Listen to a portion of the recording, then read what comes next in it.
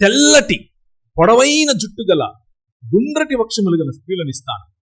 ఇక్కడ ఏదైతే నువ్వు చెయ్యొద్దు అంటున్నావు, ఇక్కడ నువ్వు చేయనిస్తావు, పైకి వెళ్ళిన తర్వాత అక్కడ నీకు అదే ఇస్తాను అని ఆ రాజులు ప్రమాణం చేస్తున్నారు.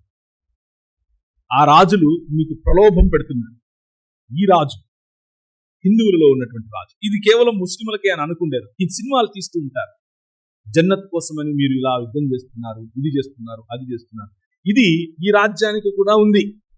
పరాశర స్మృతి 3వ అధ్యాయం 28 నుంచి 29 వరకు చదివితే, ఎవరైతే క్షత్రియులు యుద్ధంలో వీరమరణం పొందుతారో వాళ్ళకి సెలెస్టియల్ డాన్సర్స్ అంటే పరలోక సంబంధమైన స్వర్గ ప్రాప్తిలో స్వర్గ సంబంధమైనటువంటి మహిళలను నేను ఇస్తాను అని దేవుడు ప్రమాణం చేస్తున్నాడు. వారికి దొరుకుతారు. పరాశర స్మృతి 3వ అధ్యాయం 31.